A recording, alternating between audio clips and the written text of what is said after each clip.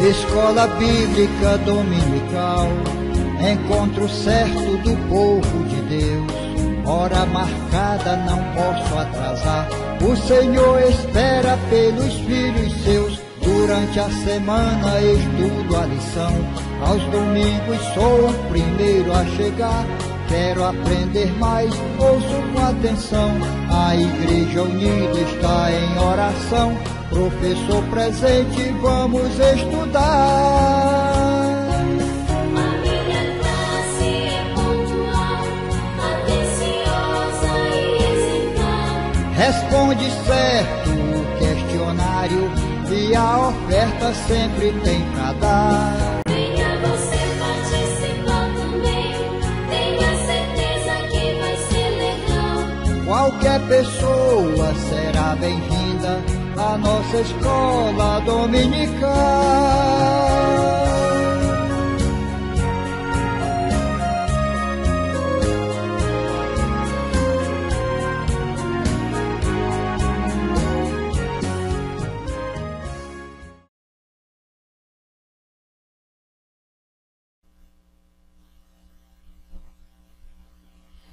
Olá, meus queridos irmãos internautas, lição 8 do primeiro trimestre de 2018, a consagração do sacerdote. Aqui quem vos fala é o professor pastor Jonias. Texto áureo: depois derramou do azeite da unção sobre a cabeça de Arão e ungiu-o para santificá-lo. Levítico 8 e 12. Verdade aplicada: o sacerdócio de Jesus Cristo diante de Deus é a certeza de sempre sermos aceitos pelo Senhor. Objetivos da lição: mostrar o privilégio e a responsabilidade de Arão e seus filhos perante Deus e a nação. Lembrar que a igreja tem um sacerdócio santo. Ensinar que quando fazemos conforme a vontade de Deus, sua manifestação é gloriosa. Nos sacrifícios e no sacerdócio, temos uma figura do Senhor Jesus Cristo. Ele é perfeito sacerdote. Como sacerdote está diante de Deus para interceder por todos que foram alcançados pelo seu sacrifício. Nesta lição, nós vamos ver o sumo sacerdote Arão e os subpontos: a convocação da assembleia, a unção de Arão, o sacrifício de Arão. A segunda parte, a consagração dos filhos de Arão, e aí os subpontos: as vestes dos filhos de Arão, o sangue nos sacerdotes, o azeite nos sacerdotes. Na terceira parte, a glória e o fogo do Senhor. Nos subpontos 1, 2 e 3, comendo na tenda da congregação, fogo do Senhor e fogo estranho.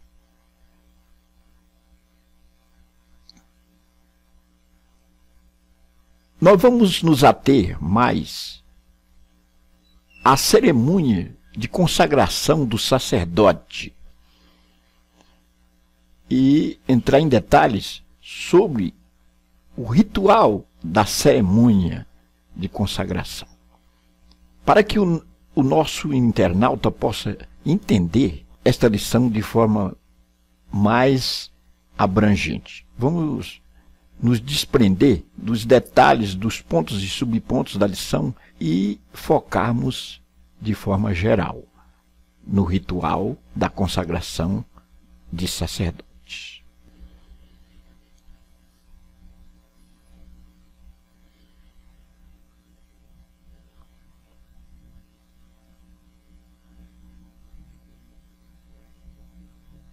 Vamos à cerimônia de consagração sacerdotal. Como era feita? A cerimônia de consagração sacerdotal, nós vamos encontrar o registro em Êxodo capítulo 29, versículos de 1 a 7 ou até o versículo 12. O sacrifício de animais, a lavagem com água e a unção com óleo. 3 formalidades interessantes eram objetivadas no ato cerimonial de consagração sacerdotal. O sacrifício de animais, 1 novilho e 2 carneiros. E nós temos aí o registro em Êxodo 29, versículo 1.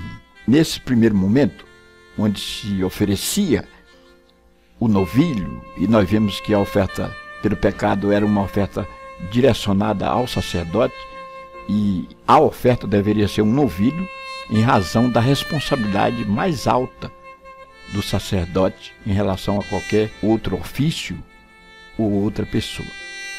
Inclusive de maior responsabilidade que de um príncipe. O novilho era a oferta de maior porte, por ser de maior responsabilidade. 2 carneiros. O novilho era oferecido como na oferta pelo pecado. O sacerdote colocava a mão sobre a cabeça da vítima para ter uma intimidade com esta vítima, com este animal, e numa atitude de respeito, e que nessa intimidade era como se aquele animal morresse no lugar do ofertante. Os 2 carneiros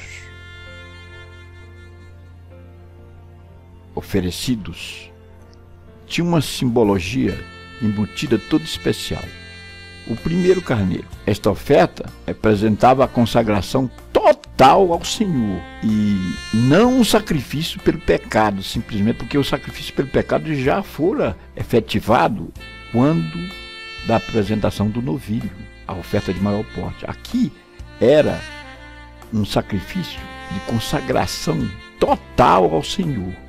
Esse carneiro era oferecido. Nós temos o registro aí em Levítico 8, de 18 a 21. O segundo carneiro era chamado de carneiro da consagração. Aí temos o registro em Êxodo 28, versículo 22, Levítico 8, 22. Nesse sacrifício também havia imposição de mãos sobre o carneiro, Êxodo 29 e 19. Depois que o carneiro era degolado, o sangue era colocado sobre a ponta da orelha direita de Arão e seus filhos, simbolizando que o sacerdote era alguém que deveria estar preparado para ouvir tudo que o Senhor ordenasse, a fim de cumprir suas ordens. Veja a simbologia embutida toda especial. Estava pronto, disposto a ouvir e obedecer às ordens do Senhor. Uma outra atitude interessante era que se colocava o sangue sobre o dedo polegar da mão direita, tendo em vista que as mãos são instrumentos de ação, simbolizava que o sacerdote deveria estar pronto a realizar tudo que Deus lhe ordenasse. Então, nesta outra simbologia, nós temos aqui o sacerdote disposto a realizar, a desenvolver aquilo que fosse determinado, tendo em vista as mãos serem os órgãos hábeis para executar labores. E uma terceira coisa interessante seria o sangue sobre o dedo polegar do pé direito, mostrando que o sacerdote deveria andar pelos caminhos que o Senhor lhe ordenasse. O resto do sangue era espargido ou espalhado sobre o altar. E nós temos o registro em Êxodo capítulo 29, de 19 a 23. Então, andar nos caminhos do Senhor, trilhar a estrada retilínea da vontade de Deus, aleluia. O sacerdote não poderia caminhar fora da vontade de Deus. Ele teria que ter o ouvido pronto para auscultar, ou seja, estar pronto para ouvir e desenvolver aquilo que foi ouvido pelo Senhor. As mãos, ou sangue na mão, fala das fainas desenvolvido, dos labores desenvolvidos na causa santa pelo sacerdote. E no pé fala do trilhar na vontade retilínea de Deus. Oh, aleluia! Um sacerdote era alguém muito especial, determinado a desenvolver tudo conforme a vontade de Deus. Nesse primeiro momento, o momento do sacrifício de animais, essa liturgia, essa formalidade, ou esse ritual era observado. Depois vinha a lavagem com água. Êxodo 29:4. Aqui nós temos a pia de cobre, que era o recipiente onde se colocava água, e era aqui que era feita a lavagem. O sacerdote era lavado completamente. Evidentemente que outros desdobramentos aconteciam, porém, de forma geral, vamos focar aqui o sentido da lavagem, da purificação com a água, tipifica a palavra de Deus lavando completamente. A palavra de Deus é que nos lava. Jesus foi enfático quando disse: vós estáis limpos pela palavra, limpos pela palavra. A palavra de Deus nos lava. Ela é viva e eficaz e mais penetrante do que espada alguma de 2 gumes, penetra até divisão da alma e do espírito, até juntas e medulas, é apta para discernir os pensamentos e intenções do coração. A palavra de Deus lava. A palavra de Deus limpa. A palavra de Deus nos categoriza a sermos cidadãos dos céus. De que maneira poderá conservar puro o caminho o mancebo? Observando segundo a tua palavra. Ó Senhor, guardei no coração a tua palavra para não pecar contra ti. A palavra é antídoto contra o pecado. A palavra é lâmpada. Salmo 119. Versículo 105. Lâmpada para os meus pés é a tua palavra e luz para o meu caminho. A palavra de Deus é doce ao nosso paladar, no versículo 103 deste mesmo salmo. Quão doces são as tuas palavras ao meu paladar, mais que o mel à minha boca. Nessa tipologia bíblica da lavagem, vemos a palavra de Deus como representante de um agente purificador do sacerdote. Aleluia. O sacerdote é alguém conhecedor da palavra, lavado pela palavra, que passa pela liturgia da palavra. O sacerdote era lavado completamente. A água é símbolo da palavra que nos lava. Glória a Jesus. Depois da lavagem com água, a unção com óleo. E aí nós temos registro em Êxodo 29, versículo 7. Unção com óleo. O óleo traz um sentido do Espírito Santo de Deus. O chifre de carneiro, cheio de azeite, era derramado sobre a cabeça do aspirante a sacerdote. O sumo sacerdote fazia essa formalidade, essa liturgia, nos remetendo à compreensão de que o Espírito Santo de Deus estaria tomando posse daquele vaso, daquele instrumento, no caso, o novo sacerdote. O azeite sobre a cabeça fala da unção do Espírito Santo. E uma vez se apoderando do homem, ele passa a executar a vontade de Deus em sua vida. Sem o azeite, sem a unção, o azeite era de oliva, um azeite simbolizando o Espírito de Deus.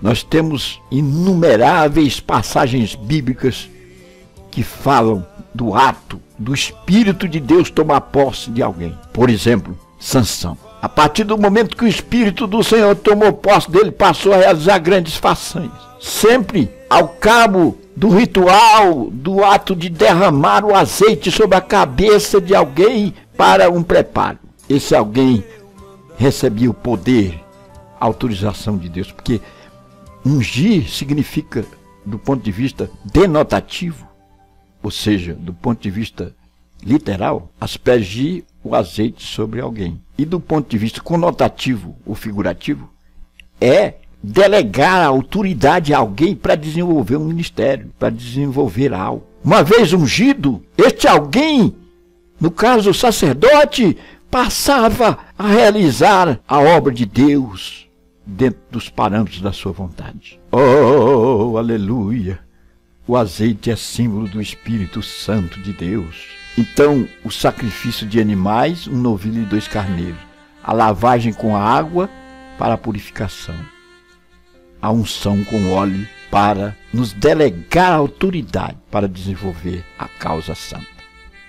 Meu querido irmão, nesta lição, uma lição áurea, uma das mais belas lições desta revista, podemos depreender que o sumo sacerdote Arão apontava para Cristo, o eterno sumo sacerdote. O sumo sacerdote oficiava no altar de ouro dentro do santo lugar. E uma vez por ano, no Dia Nacional da Expiação, ele entrava no Santo dos Santos, aqui entre os querubins que estavam com suas asas tangendo sobre a lâmina de ouro, sobre a Arca da Aliança, dentro do Santo dos Santos, no propiciatório. Jesus Cristo entrou de uma vez por todas no Santo dos Santos e fez este ofício para sempre. Ele é o sumo sacerdote, segundo a ordem de Melquisedeque. Não tem princípio e nem tem genealogia, nem tem fim. Ele é o sumo sacerdote eterno. Arão desenvolvia um trabalho especial e representava o sacerdócio de um sumo sacerdote. Cristo é o sumo sacerdote eterno. Os filhos de Arão representam o sacerdócio santo da igreja. A igreja é o sacerdócio santo de Cristo. Os filhos de Arão eram sacerdotes, homens que oficiavam e que desenvolviam a obra de Deus, tipificando a igreja. Muito interessante entendermos isso, meu caríssimo irmão, nessa lição. Por isso que eu estou abrindo um precedente e abarcando a realidade temática dessa lição de forma geral, tentando focar na consagração, na cerimônia da consagração do sacerdote. Tínhamos Arão como o sumo sacerdote e os seus filhos como sacerdotes.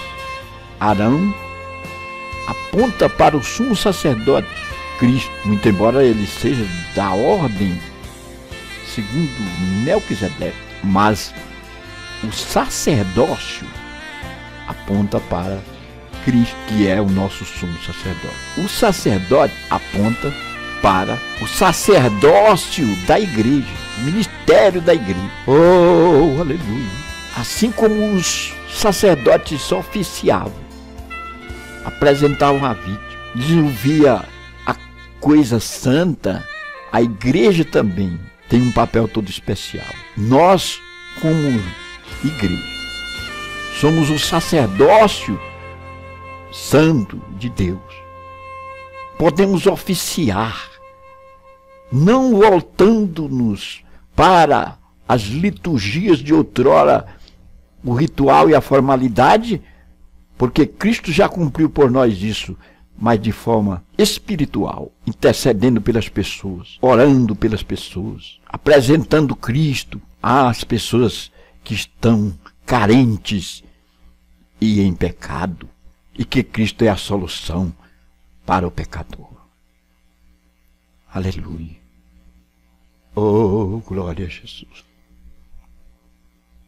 Quero deixar aqui esta lição, cabalizando, remetendo os nossos queridos internautas a esta compreensão indelével, a consagração do sacerdote, apontando para Cristo, que é o nosso sumo sacerdote eterno, e nós somos a igreja que desenvolvemos o sacerdócio encaminhado pelos filhos de Arão. Que Deus nos abençoe. Senhor, manda fogo pentecostal. A minha classe é pontual, atenciosa e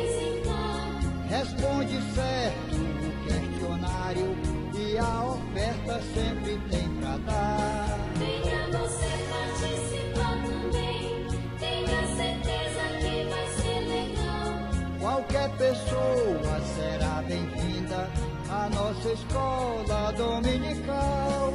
Qualquer pessoa será bem-vinda à nossa escola dominical.